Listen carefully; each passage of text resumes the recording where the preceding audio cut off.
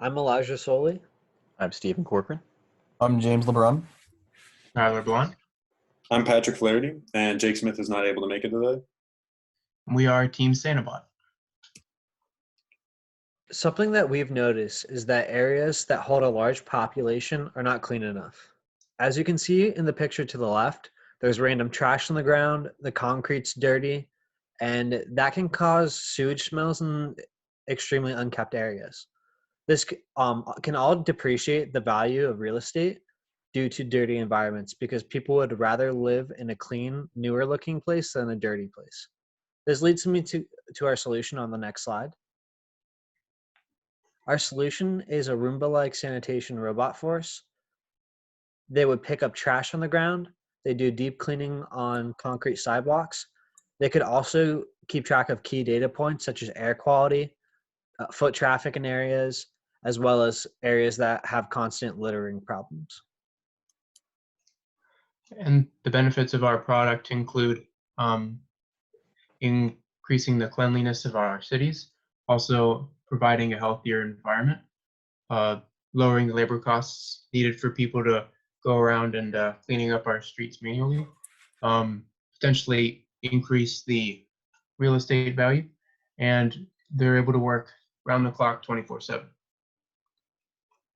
As for our competition, we have made into two different groups. We have the power sweeping vehicle manufacturers, such as Stewart Amos and Abi Schmidt, as well as the cleaning robot companies that many of you are familiar with, such as Roomba, iRobot, Maytronics, and the Global Industrial Group.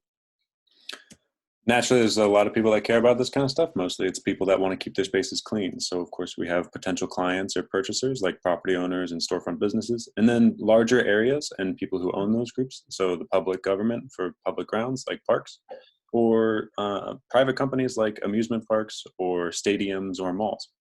And then, of course, there's some groups that would care about this, not because they necessarily want to use it, but they would use it as a tool to make their own profits. So cities and municipalities could reduce their own costs through this, or waste management groups so that they could reduce their own spending and increase profits by replacing potential long-term pay with workers. As for our funding, we can basically generalize our stakeholders into three different groups to be able for our funding as partners/investors. So currently we have city or township administrations, large property owning organizations, and waste management organizations to be able to fund our beginning uprising as we further our organization.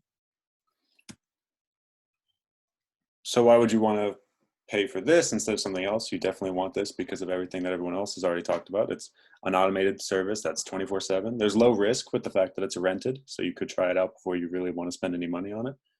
There's long-term savings just by the fact that you don't have to pay a person to clean since it's a robot. It'll be more thorough since it won't get tired or bored. The data collection could be useful for alternative methods or alternative tools later down the road. And the technology itself is adaptable, so you could use it for different environments or different cases later. Here is our simple income statement. Our revenue stream would come from cities and municipalities, as well as large property owning organizations, as stated before, and stakeholders. Our product would be sold as a package through implementing rental fees for the Sanibot, which would include software updates and maintenance as monthly fees, and then operational training and installation as an annual fee. And then as you can see here, we don't expect to make a profit until roughly around year 5, based off of our expenses through shop, R&D, and operating costs. And then our break-even projection, assuming the exact same expenses from year 1 and that it costs $400 to produce 1 unit, we expect that we'll break even at around 300 units. And for our potential advisors, we were able to contact Eric Sinagra a week ago.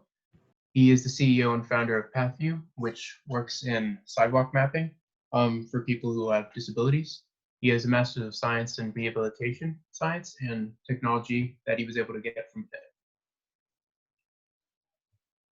As for our teams, we currently have 2 different teams set up. We have the development team consisting of Elijah, Patrick, and I, James LeBron, with Elijah being the director of that group. And then we also have the business and communications team consisting of Tyler, Steven, and Jake, with Tyler being the director of that team. And that's it for us. Thank you.